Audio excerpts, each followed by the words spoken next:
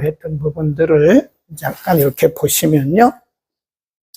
레위기 전체가 1장부터 27장까지 되어 있는데, 이 전체적인 주제는 거룩입니다. 거룩. 죄 있는 인간이 하나님께 어떻게 나가느냐.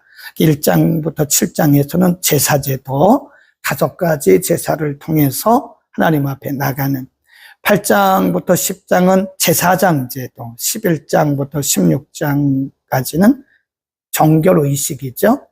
그리고 17장에는 희생제사. 그리고 18장부터 27장까지는요, 하나님의 백성들의 거룩한 삶, 성결의 윤례들이죠. 그리고 25장부터 끝장까지 석장은 여러 가지 절기를 통해서 어떻게 거룩한 삶을 사느냐고 말씀을 드렸고요. 이렇게 제사는 번제, 소제, 화목제, 속죄제고, 위에 있는 번제, 소제, 화목제는 자원제라 그래요. 자원제. 이건 꼭 해야 되는 건 아니죠. 근데 이 속죄제, 속건제는 반드시 해야 하는, 인간은 죄인이기 때문에 반드시 죄의 문제가 해결되어야 되기 때문에 이 속죄제, 속건제는 이건 반드시 드려야 되는 제사였다. 필수적으로 드려야 되는 거. 이건 자원제고요. 그다음에 이거는 먼저 레위기에 계속 나오는 건데, 화제, 불로 태워서 드리는 제사, 요제, 높이 들어서 앞뒤로 이렇게 흔들어 드리는 거, 요제, 거제, 재물의 우편, 뒷다리를 위아래로 흔드는 거죠. 전제, 부어드리는 거다. 이제 그런 말. 레위기라고 하는 것은 전체적으로 이 거룩을 가르치는 말씀이죠. 거룩. 그래서 이 거룩이라고 하는 것은요, 구약적 개념의 거룩과 신약적 개념의 거룩이 좀 달라요. 신약에 와서는 여러 가지 신학 사상들이 많이 생겨나게 되는데, 우리가 지금 보면요, 우리나라에도 이제 여러 가지 교파가 있거든요. 그리고 교파에 따라서 신학 사상이 있어요. 우리 장로교회는 칼빈주의고, 우리는 보수 개혁주의라 그래요. 복음주의라 그래요. 그래서 우리는 철저한, 인간은 완전하게 죄인이다, 타락했다, 우리 스스로가 우리는 거룩해질 수 없다, 하나님의 은혜로 거룩해진다 하는 것이에요. 또 한 사상이 흐르고 있는데, 알미니안이 있어요. 알미니안. 그래서 알미니안 신학 사상을 가르치고 주장하는 그런 교파나 그리고 그런 목회자들은요, 인간의 행위를 굉장히 강조해요. 그래서 그런 부분들을 제가 잠깐 오늘은 먼저 설명을 하고 제사제도에 대해서 좀 공부를 하겠습니다. 구약에서 말하는 이 거룩의 개념과 그리고 신약에서 말하는 거룩의 개념이 달라요. 다릅니다. 구약에는 아직 예수님께서 오시기 전이었기 때문에 이렇게 제사제도를 통해서 거룩하는 거죠. 그렇죠? 제사제도를 통해서 하나님 앞에 나가고 짐승을 잡아 드림으로써 그 제사를 통해서 하나님께서 우리의 죄를, 인간의 죄를 용서하시는, 그래서 구약에서는 이 제사제도가 있어요. 제사제도. 그 다음에 제사장이 대신 이렇게 안수함으로써 그 죄를 용서받는 일이 있었어요. 그때는 예수님이 오시기 전이었기 때문에 이 제사의 제물, 번제라든지 소제라든지 화목제라든지 속죄제, 속건제, 반드시 제물이 있잖아요. 제물이 없는 제사는 없어요. 그래서 제물은 뭘 상징했느냐? 제물을 통한 거룩이죠. 네. 그래서 우리 스스로가, 인간 스스로가 거룩해질 수 없기 때문에 제물을 드림으로써 제물이 거룩하게 하는 것으로 하나님께서 인정을 하시는 거예요. 그래서 그걸 뭐라 그러냐면 대성물.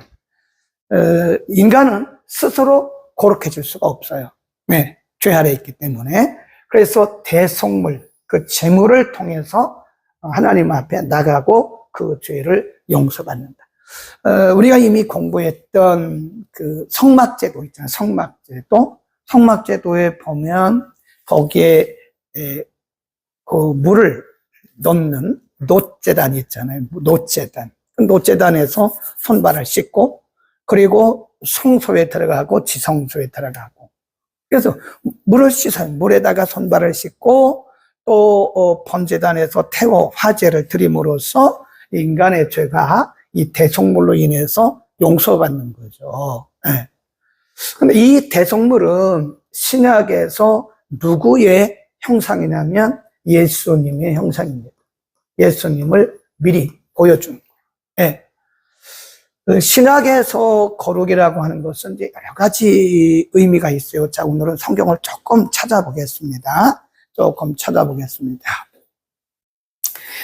구약 조금 이따 하고요. 레위기 조금 이따 하고, 우리가 신약으로 한번 가봅니다. 자, 히브리서 10장으로 한번 가보죠. 히브리서 10장. 히브리서 10장은 신약에 있어서의 거룩은 어떻게 오는 것이냐? 신약에서의 거룩은 첫째, 히브리서 10장 10절로 가봅니다. 10장 10절. 예.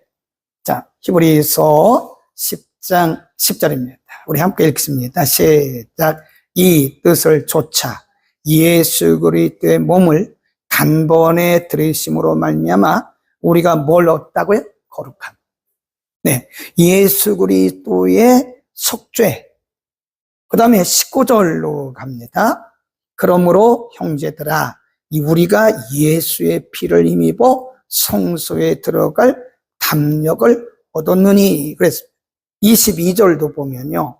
우리가 마음의 뿌림을 받아, 그래서 이 뿌림, 피뿌림이 양심의 악을 깨닫고 몸을 맑은 물로, 이 맑은 물이라는 게 예수 그리스도의 보혈을 상징하는 거죠. 네. 그러니까 신약에서의 거룩은 뭘 통하는 거죠? 예수 그리스도의 보혈이다.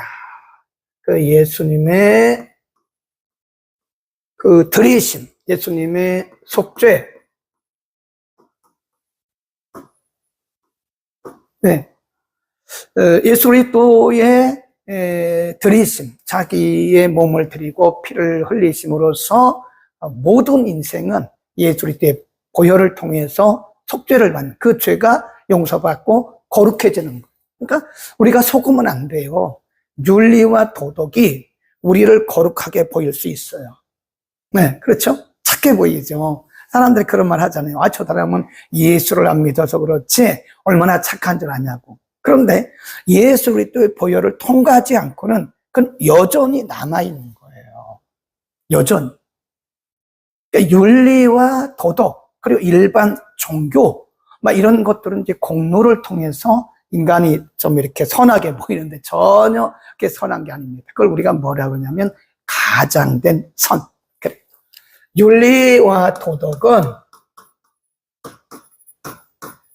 이것은 겉으로 볼 때는 굉장히 선해 보이죠. 착해 보이죠. 그러나 이것은 가장된 겁니다. 예수 그리스도의 보혈을 통과하지 않고는 인간은 누구도 거룩해질 수가 없어요. 그래서 거룩의 첫 번째 단계는 예수 그리스도를 통한 것이다. 그 다음에 이제 그렇게 얘기를 하는 거예요. 그래서 이걸 근본적인 거룩이다. 예수 그리스도의 보혈을 통하지 않고는 우리가 거룩해질 수 없다. 그 다음에 이렇게 예수님의 보혈로 씻음받은 우리들은 그 다음에 뭘로 계속적으로 거룩해지느냐. 그 다음 보자고요. 요한복음으로 갑니다. 요한복음 17장 17절. 이런 부분들을 우리가 온전히 이해를 하지 못하면요. 잘못하면 우리가 율법주의에 빠지고요. 잘못하면 공로주의에 빠집니다. 네, 그래서 이 공로주의, 율법주의에 빠진 성도들을 많이 봐요. 네. 그리스도의 보혈을 통과하지 않으면 안 되는 것이다. 요한복음 17장 17절 19절. 요한복음 17장 17절에서 19절. 예수님께서 기도하신 기도인데요. 17절. 저희를 뭘로 거룩하게 하시고? 진리. 저희를 진리로 거룩하게 하옵소서. 아버지의 말씀 그랬어요. 아버지의 말씀은 진리니이다. 19절. 또 저희를 위하여 내가 나를 거룩하게 하오니 이는 저희도 뭘로? 진리로 거룩함을 얻게 하려 함이니라 그랬습니다. 진리입니다. 진리를 아까 뭐라 그랬어요? 아버지의 말씀 그랬어요. 아버지의 말씀. 그러니까 우리가 하나님의 말씀을 듣는 시간은요, 우리가 거룩한 그 영이 우리 가운데 거룩의 영이 들어오는 시간이에요. 하나님의 말씀을 묵상하는 시간, 하나님의 거룩한 영이 우리에게 뿌려지는 시간입니다. 하나님의 말씀을 읽지 않고 하나님의 말씀을 듣지 않고 윤리와 도덕을 통해서 자기가 거룩하다고 생각하는 것은 가장된 거룩에 빠져 있는 거예요. 그게 율법주의예요. 그게 율법주의입니다. 바리새인들이 얼마나 겉으로 볼 때는 거룩해 보입니까? 그렇죠? 바리새인들이 얼마나 금식을 많이 하고 얼마나 그 사람들이 착하게 살아요. 율법 정확하게 지키잖아요. 그런데 예수님이 보실 때는 이들은 예수 그리스도의 보혈을 통과하지 않았고 하나님의 말씀을 거부하는 자들이에요. 그러니까 마태복음 23장에 보면 예수님께서 그들을 뭐라 그래요? 외식자, 가장된 자, 가장된 선을 행하는 자예요. 네. 하나님의 말씀을 통과하지 않고는 우리가 거룩할 수가 없어요. 첫째는 그리스도의 보혈, 두 번째는 말씀, 진리입니다. 또 가봅니다. 고린도전서 6장 11절. 성경을 잘 공부해야 돼요. 많은 분들이 오해를 하고 착각을 하고 있는 것 같아서 제가 일부러 레위기에서 말씀하는 구약의 거룩과 신약의 거룩을 말씀드리는 거예요. 여러분 오신 분들 아주 잘 오셨어요. 네. 고린도전서 6장 11절로 갑니다. 자, 고린도전서 6장 11절 시작. 너희 중에 이와 같은 자들이 있더니 주 예수 그리스도의 이름과 우리 하나님의 성령 안에서 씻음과 거룩함과 의롭다함을 얻었느니라 그랬죠. 예수 그리스도의 이름과 성령. 네, 여기는 예수 이름과 성령 안에서 우리가 거룩해지고 의롭다함을 받는다 그랬습니다. 또 가봅니다. 에베소서 4장 24절. 그러니까 이런 부분들을 모르고 우리가 신앙생활을 하면요, 인간의 열심만 내는 거예요. 인간의 열심이 다가 아니거든요. 에베소서 4장 24절.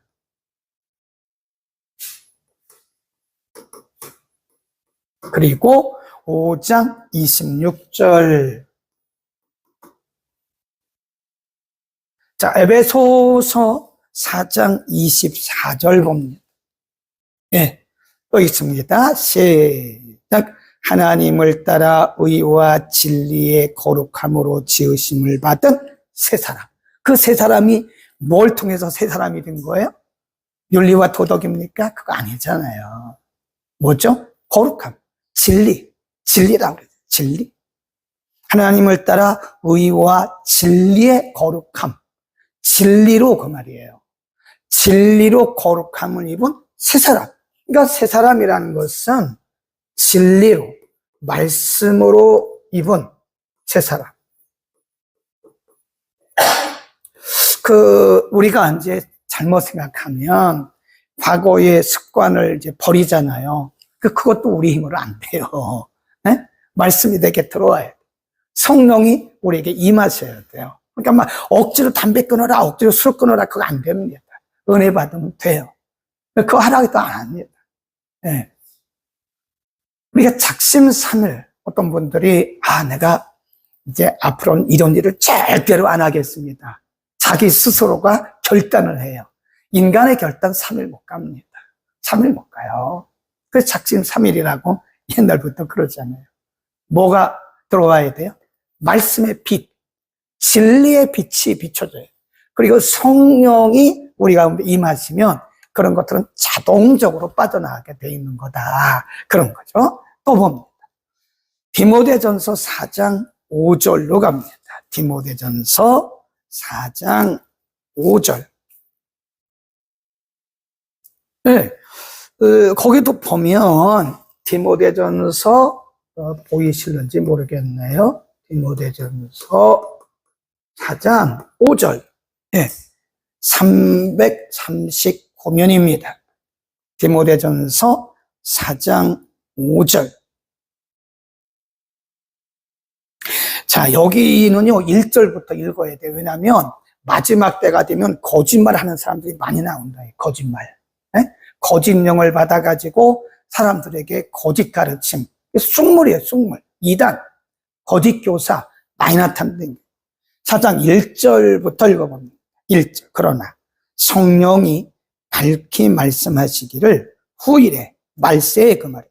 어떤 사람들이 믿음에서 떠나 미혹해하는 영과 귀신의 가르침을 좇으리라 하셨으니 자기 양심이 화인 맞아서 뭘 한대요? 외식은요, 그게 바로 양심이 화인 맞은 거예요. 외식함으로써 거짓말하는 자지들. 3절 혼인을 금하고 식물을 배하라 할 터이나, 꼭 율법주의자들을 얘기하는 거예요. 바리새인들, 유대인들 보면요, 이건 하지 마, 이건 하지 마, 이건 해, 뭐 이런 거예요. 네. 뭐 결혼을 안 해야 거룩한 것처럼. 또 뭐 돼지고기는 먹지 마, 이런 식으로 말이지. 그러니까 어떤 음식은 먹지 마라, 뭐 이건 하지 마라, 이런 식으로 인간의 어떤 윤리적 도기적 기준을 따라서 막 금한다. 근데 그 뒤에 뭐라고 그러나 보세요. 그 뒤를 보세요. 혼인을 금하고 식물을 폐하라 할 터이나 식물은 하나님이 지으신 바니 믿는 자들과 진리를 아는 자들이 감사함으로 받을 것이니라. 감사함으로 먹으면 된다는 거예요. 네? 감사함으로 받을 것이니라. 하나님이 지으신 모든 것이 뭐하매? 선하매. 하나님이 지으신 모든 것이 선하매 감사함으로 받으면 버릴 것이 없다 그러잖아요. 그 뒤가 중요한 거예요. 이렇게 어떤 윤리적 도덕적으로 거룩해지는 것이 아니라, 그게 아니라 5절 하나님의 말씀과 기도로 뭐 해진대요? 거룩해진다 그러죠. 하나님의 말씀과 기도로 거룩해진다. 네. 근데 우리가 정말 이게 복음의 핵심을 모르고 신앙생활을 하게 되면요, 자꾸 이렇게 하는 거예요. 혼인을 금하라, 결혼 안 한 독신이 그게 거룩한 줄 알고 어떤 음식을 안 먹으면 그게 거룩인 줄 알고, 그게 아니라 그러잖아요. 하나님이 지으신 것은 다 선하다 해요. 감사함으로 먹으면 그게 감사가 되고 거룩이라는 거죠. 자, 그 다음에 그래서 이렇게 이제 거룩해진 사람들에 대해서 명령을 합니다. 좀 지울까요? 다 쓰셨으니까 요 5회만 지울게요. 5회만. 이렇게 예수 그리스도의 보혈을 통해서 거룩해진 하나님의 백성들은 이렇게 말씀과 성령을 통해서 지속적으로 거룩해져요. 그걸 우리가 뭐라 그러냐면 성화라 그래요. 성화. 한번 예수 그리스도의 보혈로 정결케 된 우리들이 가만히 있으면 안 된다니까요. 끊임없이 우리는 말씀과 그리고 성령 안에서 기도를 통해서 우리가 거룩해져 가는 거예요. 언제까지? 우리의 생명 다할 때까지. 예수님 오신 그날. 그래서 우리 그거를 지속적 성화, 점진적 성화. 이게 거룩할 성자잖아요. 그리고 델화. 영어로는 sanctification이라고 지난주에 얘기했어요. sanctify day by day. 매일매일 우리는 continuously, 점진적으로 계속해서 거룩해져 가는 것이다. 그러니까 한번 우리가 예수 그리스도의 보혈을 통해서 정결케 됐잖아요. 근데 이것이 끝까지 가느냐? 효력은 남아있죠. 그런데 예를 들어서 예수님께서 제자들을 마지막 유월절을 지키시면서 제자들의 발을 닦으시게. 그러니까 베드로가 말하기를 어떻게 그런 종들이 하는 건데 선생님이 우리의 발을 씻으시냐고. 그러니까 그때 예수님께서 뭐라고 그러세요? 내가 너희의 발을 씻지 않으면 너희는 나와 상관없어. 그러니까 베드로가 뭐라고 그러냐면 그러면 온몸을 다 씻어주시죠. 그러니까 예수님 뭐라 그러죠? 한 번 목욕한 사람은 다 씻을 필요가 없고 손과 발만 씻으면 된다. 그때 예수님께서 하신 말씀이 있다니까요. 한 번 목욕한 사람은 목욕한 사람은 다 씻을 필요가 없다. 뭐만 씻어요? 손과 발. 그래서 이거를 목욕했다라고 하는 것은 원죄, 아담으로부터 내려오는 원죄, 지옥 갈 죄를 말하는 거예요. 지옥 갈 죄. 이 원죄는 아담으로부터 우리에게 내려오는 죄입니다. 이 죄를 용서받지 못하면 누구나 다 지옥 갑니다. 예수를 믿고 고백하는 순간에 우리의 죄가 용서되잖아요. 그게 원죄예요. 이해하시겠죠? 그런데 우리가 그 죄로부터 용서받았다고 해서 죄를 안 짓습니까? 죄 짓잖아요. 매일 죄 짓잖아요. 매일. 그래, 이게 바로 손과 발을 의미하는 거예요. 그걸 우리가 뭐라 그러냐? 자범죄. 그래, 자범죄. 그러니까 아담으로부터 내려오는 그 원죄는 다 용서받았어요. 그렇다고 해서 우리가 죄를 안 짓는 게 아닙니다. 죄를 또 져요. 말로 짓고 생각으로 짓고 매일 죄를 짓습니다. 그 자범죄. 그 자범죄는 회개를 통해서, 말씀과 성령을 통해서, 기도를 통해서 뭐 한다고 했어요? 거룩하게 해준다고 했잖아요. 네. 그래서 회개를 반드시 해야 되는 것이다. 그런 얘기입니다. 자, 그 다음에 그래서 이제 이렇게 거룩하게 된 우리들은, 예수님의 보혈을 통해서 거룩하게 된 우리들은 그걸 끝난 것이 아니라 우리의 생명이 닿을 때까지 계속해서 성화되어 가야 된다. 그래서 로마서 12장 1절을 펴보세요. 그래서 거룩을 명령하고 있습니다. 거룩을 명령하고 있어요. 로마서 11장 1절. 자, 펴보세요. 로마서 12장 1절.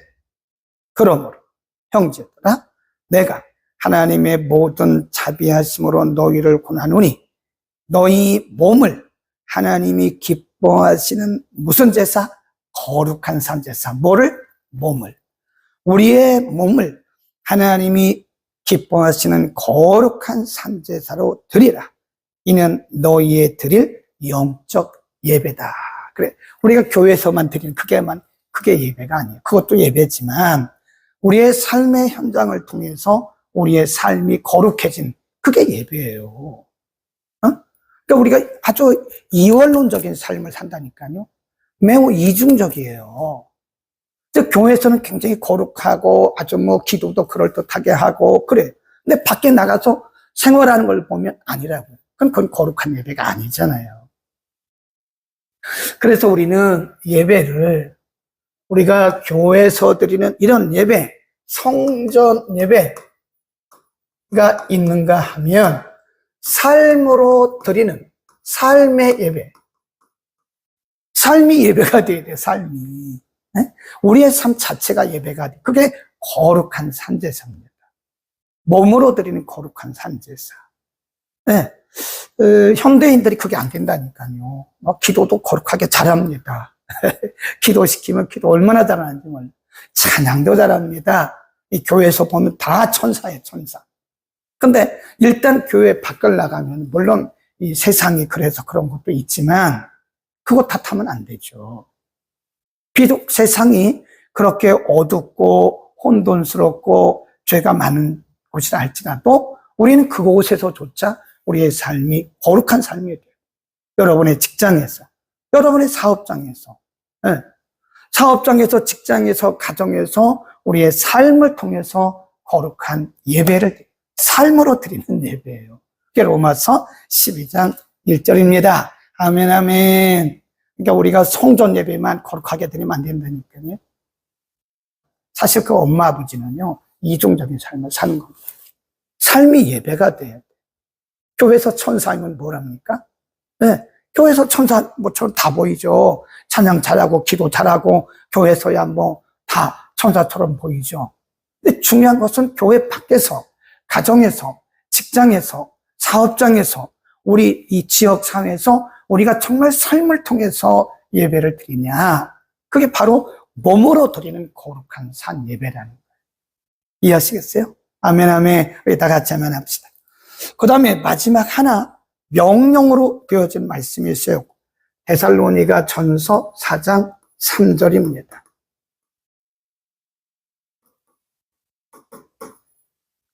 뭐 저도 그렇고 여러분도 그렇고 우리가 뭐 이중적이지 않은 부분이 어디 있겠어요. 그러나 이 격이 점점 좀 줄어들어야 돼요. 교회에서의 삶과 가정에서 삶이 같아야 돼요. 그리고 직장의 삶이 같아야 돼요. 교회에서 거룩한 것처럼 직장에서 거룩해. 데살로니가 전서 4장 3절로 갑니다. 네, 데살로니가 전서 4장 3절에 보면 이 거룩의 명령을 우리에게 하십니다. 로마서 12장 1절보다 더 강한 명령이 그게 뭐냐? 바로 데살로니가 전서 4장 3절입니다. 3절.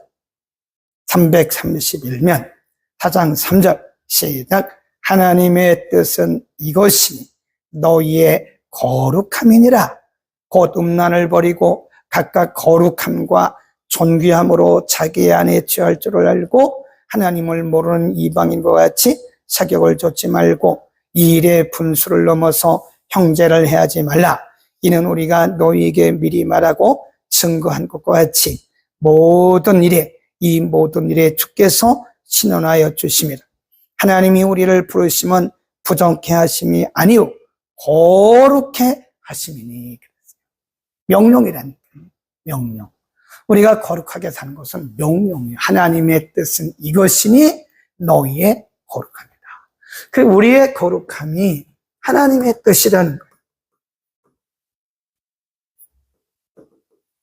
그래서 우리가 많은 일을 하는 것도 중요해요. 그런데 거룩한 삶을 사는 게 더 중요합니다. 네, 아무리 많은 일을 하면 뭐랍니까? 우리가 하나님 보시기에 거룩하지 못하면 하나님이 원하시는 거룩한 예배도 거룩한 예배를 드려야 돼요. 네? 예배도 거룩한 예배를 드려야 됩니다. 아무것도 준비되지 않은 상태에서 준비되지 않은 상태에서 회개도 안 하고 그냥 저벅저벅 와서 앉아가지고 그런 예배 드리면 그게 거룩한 예배예요. 회개를 해야죠. 한 주간 동안 지었던 우리가 말로 행동으로 생각으로 마음으로 지었던 죄악들을 용서하고 또 용서받고 회개하고 그리고 드려야 되죠. 우리의 삶이 거룩한 게 하나님의 뜻이다.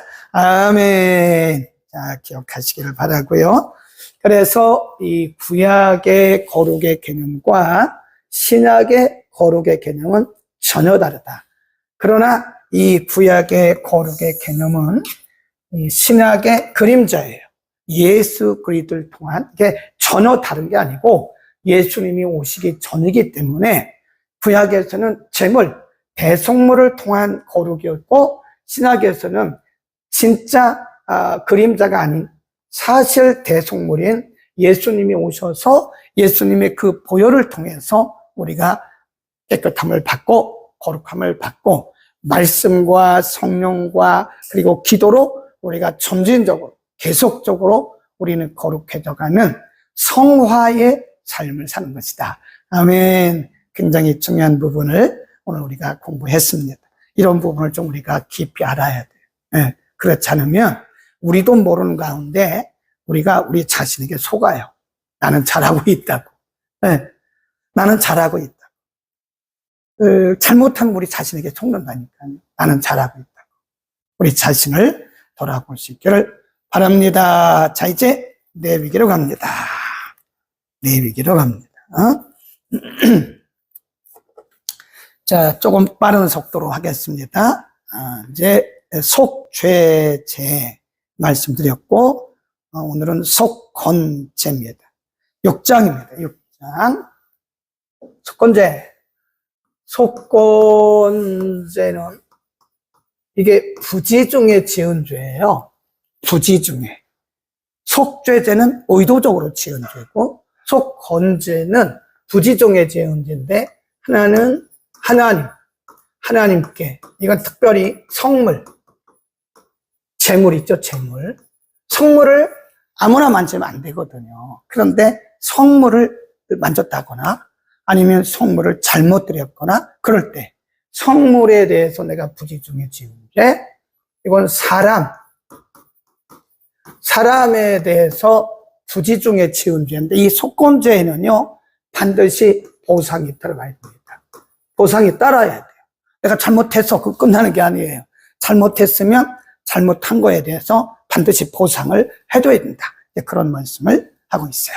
자, 6장 1절, 레위기 6장 1절, 여호와께서 모세에게 일러 가라사대 누구든지 여호와께 신실치 못하여 범죄하되 곧 남의 물건을 맞거나 전당 잡거나 강도질하거나 늑봉하고도 사실을 부인하거나 남의 잃은 물건을 얻고도 사실을 부인하여 거짓 맹세하는 등 사람이 이 모든 일 중에 하나라도 행하여 범죄하면 이는 죄를 범하였고 죄가 있는 자니 그 빼앗은 것에 대해서 5절 5분의 1을 더하여 돌려보낼 것이다. 6절 그는 또 그 속건제 나오죠. 속건제 물건을 돌려보내되 그랬습니다. 여호와께 가져와 울진이 가져와서 지정한 가치대로 때중 흠없는 수양을 속건제물을 위하여 제사장에로 끌어다 드려라 그랬습니다. 자, 8절부터 번제를 드리는 방법, 번제에 대해서 방법은 다 공부했죠. 이제 번제에 대해서 6장 8절부터 보세요. 여호와께서 모세에게 일러 가라사대 아론과 그 자손에게 명하여 이르라. 번제의 규례는 이러하니라. 번제물은 쭉 나가고요. 이건 다 공부한 거예요. 번제물 드리는 방법은 12절을, 이게 중요한 부분입니다. 12절. 단 위에 불은, 이 단은 번제단이죠.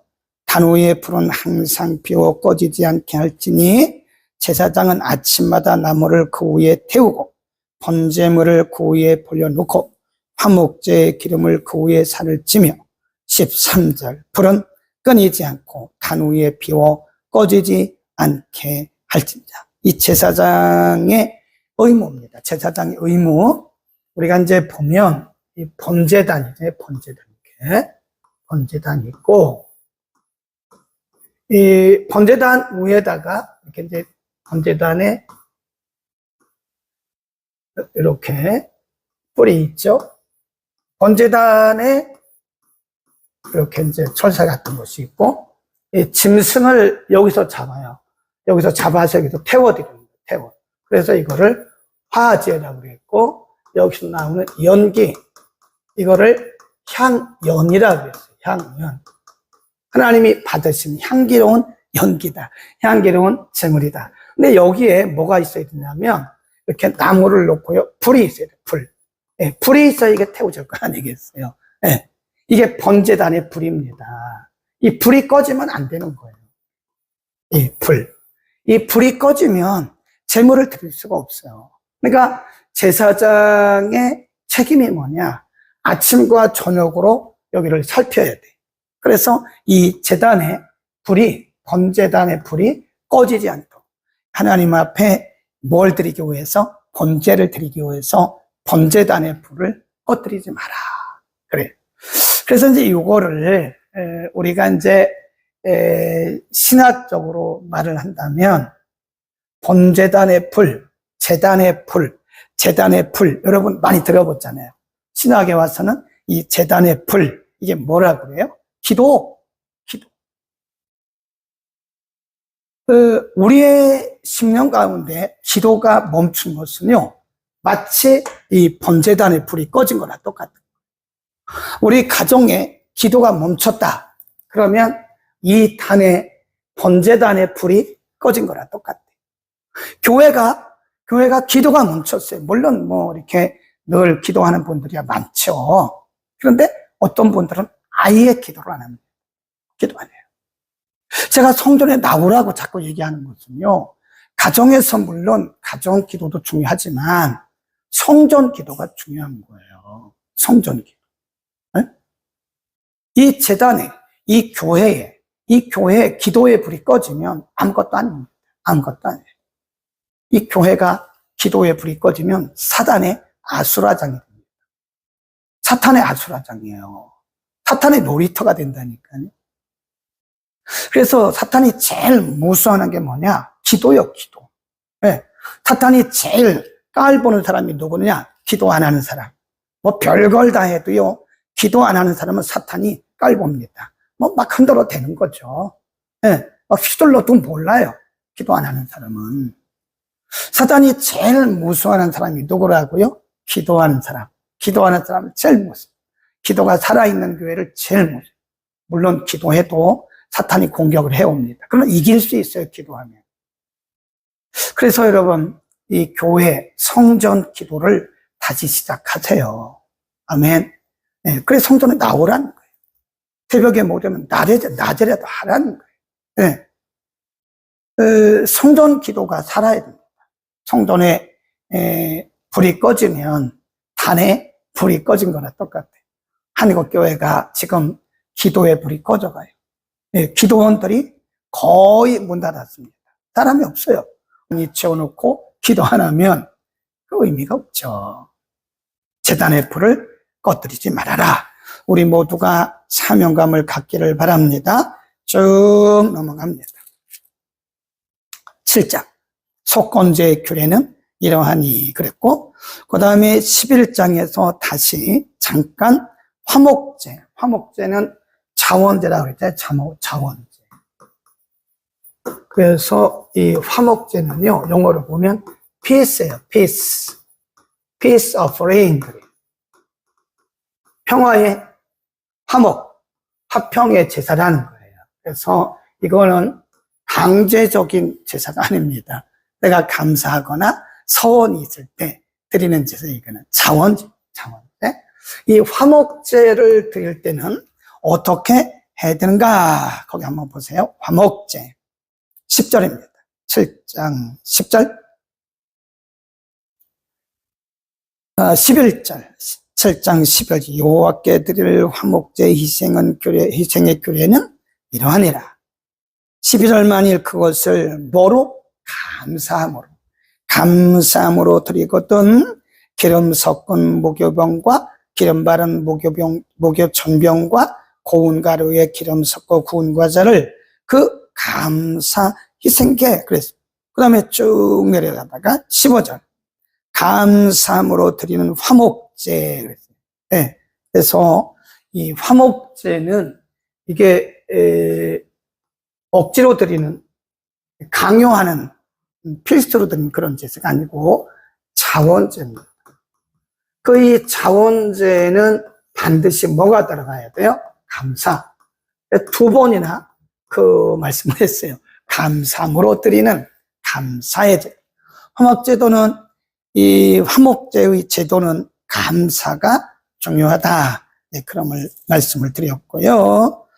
그 다음에 23절에 보면 이스라엘 자손에게 고하여 이르라. 너희는 소나 양이나 염소의 기름을 먹지 말 것이고, 쭉 내려가면 26. 너희의 모든 사는 곳에서 무슨 피든지 새나 짐승의 피를 먹지 마라. 무슨 피든지 먹는 사람이 있으면 그 사람은 다 자기 백성 중에서 끊쳐질 것이다. 피를 먹지 마라. 이 피는 그 생명이기 때문에 그런 것이다. 자, 8장으로 갑니다. 아론의 그 제사제는 거기까지만 해도 됩니다. 8장으로 가면 이제 제사 제도를 다 끝났으면 이 제사를 실행해야 할 사람이 있을 거 아니에요. 이렇게 제사 제도를 5가지를 말씀했으면 누가 제사를 드립니까? 그렇죠. 누가 제사를 드리냐? 그 제사를 드리려면 여기에 제사장이 있어야 될 거 아니에요. 그 제사장이 누구냐? 첫 번째 제사장이 아론입니다.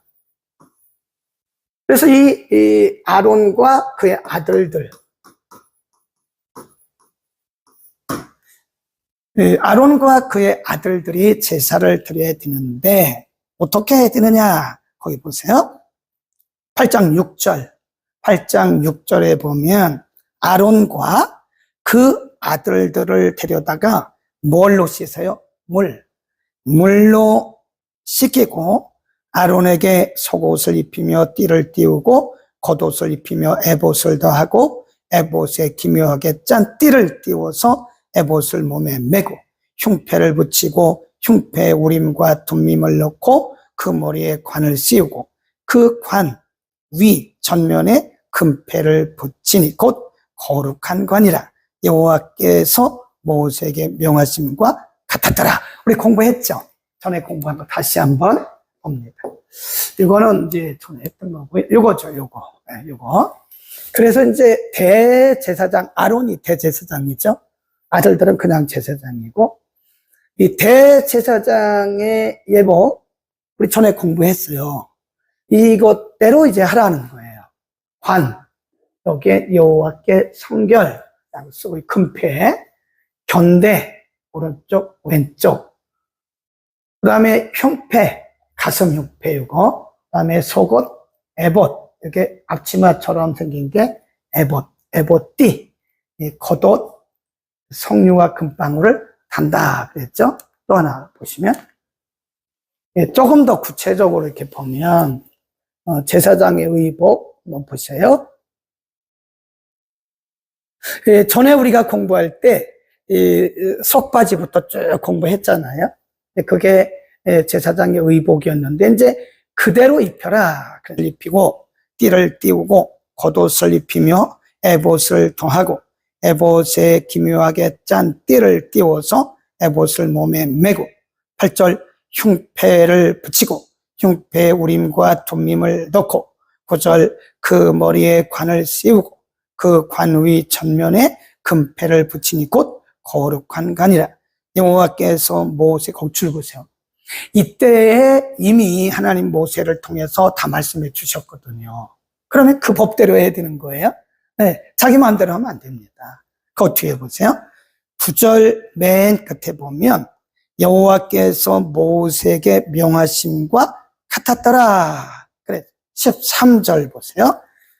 모세가 또 아론의 아들들을 데려다가 그들에게 속옷을 입히고 띠를 띄우며 관을 씌웠으니 여호와께서 모세에게 뭐에 명하신 것 같았더라. 굉장히 중요한 거예요. 17절 그 숭아지 곧 그 가족과 고기와 똥은 진 밖에 불살랐으니 거기 줄 보세요. 여호와께서 모세에게 명하심과 같았더라. 21절 맨 끝에 여호와께서 모세에게 명하심과 같았더라. 네, 29절 굉장히 중요한 거. 이런 부분을 잘 보셔야 돼요. 네? 여호와께서 모세에게 명하심과 같았더라. 29절도 보세요. 이에 모세가 그 가슴을 취하여 여호와 앞에 얹들어 요제를 삼았으니 이는 위임식 수양의 모세의 응식이라. 여호와께서 모세에게 명하심과 같았더라. 36절 아론과 그 아들들이 여호와께서 모세로 명하신 모든 일을 준행하였더라. 그랬어요. 네. 다 여호와께서 모세에게 명하심과 같았더라. 그랬습니다. 39절에 보면요. 모세가 관유와 단우의 피를 취하여 아론과 그 옷과 그 아들들과 그 아들들의 옷에 뿌려서 아론과 그 옷과 아들들과 그 아들들의 옷을 거룩하게 하고 그 다음에 33절에 보면 위임식 나옵니다. 위임식. 위임식. 예, 위임식. 하나님께서 모세에게 가르쳐 주신 대로 이제 다 제사장의 의복을 입었어요. 물로 먼저 다 씻고, 물로 다 씻은 다음에 그들에게 하나님 가르쳐 주신 대로 의복, 제사장의 의복을 다 그대로. 하나님이 가르쳐 주신 것에서 하나도 빼면 안 돼요. 하나도 빼면 안 됩니다. 그건 불순종이죠. 그건 하나님의 방법이 아니에요. 하나님이 가르쳐 주신 대로 해야 돼요. 네. 그대로 하고 이제 위임식을 하는 거예요. 7일 동안 위임식을 합니다. 그때까지 제사장이 없었어요. 아론과 그 아들 4명이죠. 나답, 아비후, 그 다음에 엘르야살, 이다말. 근데 그 10장에 가면 나답과 아비후가 죽어요. 그래서 엘르야살과 이다말만 남는 걸 볼 수 있어요. 잠깐 보세요. 그 위임식을 7일 동안 행하나니 위임식이 마치는 날까지 7일 동안은 회막문에 나가지 말라 해서 위임식을 합니다. 네, 위임식. 위임이란 말은 하나님께서 하나님의 권위를 위임하신 거예요. 위임. 하나님께서 해야 되는데 하나님이 하셔야 할 일을 지금 아론과 그 아들들에게 위임하신 겁니다. 위임. 네. 오늘날도 목사가 대단한 사람 아니죠? 그런데 맡은 일은 대단합니다. 사람은 대단하지 않아요. 근데 하나님께서 목회자에게 맡겨두신 위임, 사역이 굉장히 위대한 거예요. 여러분도 마찬가지죠?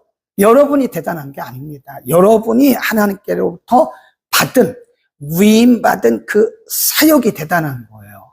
그래서 여러분, 우리가 사역을 함부로 무시하거나 또 경솔히 여기면 안 됩니다. 굉장히 중요한 거예요. 네? 굉장히 중요한 겁니다. 그건 생명과 같은 거예요. 사명은 생명과 같은 거예요. 하나님께서 위임하신 거예요. 위임. 오늘 우리가 성부와 성자와 성령으로 세례를 줍니다. 아무나 못합니다. 여러분이 집사님인데 여러분이 내가 세례 준다고. 나도 뭐 예수 믿는 사람인데 뭐 내가 성부와 성자와 성령으로 세례 준다고. 그거는 불법입니다. 불법. 위임받은 목회자만 할 수 있어요. 네. 그래서 저도 염창동에 올 때 강도사로 왔거든요. 강도사도 세례식을 못합니다. 네, 할 수가 없어요. 법이 그래요. 법이. 그래서 임시당회장이 있었고 임시당회장이 오셔서 노예에서 파송한 거예요. 안수받은 목사님이 오셔서 그때 대신해 줬던 거예요. 그런 겁니다. 그러니까 위임이라고 하는 것은 하나님께서 하셔야 할 일을 우리에게 그 권위를 위임해 주십니다. 아론과 그 아들들이 대단한 게 아니에요. 하나님께서 그들에게 위임해 주신 그 사역이 대단한 거예요. 그래서 모세와 아론에게 막 비난했던 사람 다 죽잖아요. 왜 죽어요? 그들이 특별해서 그런 게 아니에요. 그들에게 맡겨주신 사역 때문에 사역. 이 사역이 굉장히 중요한 거예요. 사역은 생명입니다. 거기 보세요. 위임받고 9절에 보면 아론이 첫 제사를 드립니다. 네, 첫 제사를 드리는데 어떻게 하느냐? 7절. 그가 또 아론에게 이르되 너는 단에 나아가 내 속죄제와 내 번제를 드려서 너를 위하여 백성을 위하고 속하고 또 백성의 물을 드려서 그들을 위하여 속하되 무릇 뭐대로? 여호와의 명대로 하라. 그래서 이제 8절에 보면 이에 아론이 단에 나아가 자기를 위한 속죄제 송아지를 먼저 드리고 7절에 보면 여호와께서 모세에게 명하심과 같았고 22절 아론이 백성을 향하여 손을 들어 축복함으로 속죄제와 번제와 화목제를 비라고 내려오니라. 모세와 아론이 회막에 들어갔다가 나와서 백성에게 축복함에 여호와의 겉을 굽시다. 여호와의 영광이 온 백성에게 나타났고 불이 여호와 앞에서 나와 단 위에 번제물과 기름을 살랐다 그랬습니다. 하나님의 영광이 아론이 드린 그 제사 후에 첫 번째 제사 후에 하나님의 영광이 그 영광은 임재를 상징하는 것이다. 처음으로. 자, 거기 보면요. 이거 잠깐 이제 우리가 봐야 되는데 22절에 보면 그때 아론이 하나님을 대신하고 위임받은 아론의 축복이 있습니다. 거기는 그 축복의 내용이 없는데요. 축복의 내용을 우리가 한번 잠깐 보죠. 축복의 내용이 민수기에 있죠. 민수기를 한번 가볼까요? 민수기 6장. 민수기 6장 22절부터 26절까지. 제사장 아론이 하나님을 대신해서 백성들을 축복해요. 어떤 목사님들은 우리가 예배 끝날 때 축도하잖아요. 이걸로 축도하더라니까요. 그래도 됩니다. 예. 자, 보세요. 203년 민수기 6장 22. 여호와께서 모세에게 일러가라사대 아론과 그 아들들에게 고하여 이르기를 너희는 이스라엘 자손을 위하여 이렇게 축복하라. 축복의 내용도 가르쳐 주셨어요. 뭐라고요? 24. 여호와는 내게 복을 주시고 너를 지키시기를 원하며 25. 여호와는 그 얼굴로 내게 비추사 은혜 베풀기를 원하며 26절. 여호와는 그 얼굴을 내게로 향하여 드사 평강 주시기를 원하노라 할지니라 하라. 그들은 이같이 내 이름으로 이스라엘 자손에게 축복할지니 내가 그들에게 복. 내가 누구예요? 하나님. 그러니까 하나님께로부터 권위를 위임받은 제사장이 백성들을 축복하면 하나님이 축복하신다는 거예요. 그만큼 위임이라고 하는 것은 굉장히 중요합니다. 네? 여러분, 주의 종들이 축복하는 거 그거 함부로 생각하지 마세요. 주의 종들이 안수하는 거 그렇게 경솔하게 생각하면 안 됩니다. 매우 중요한 거예요.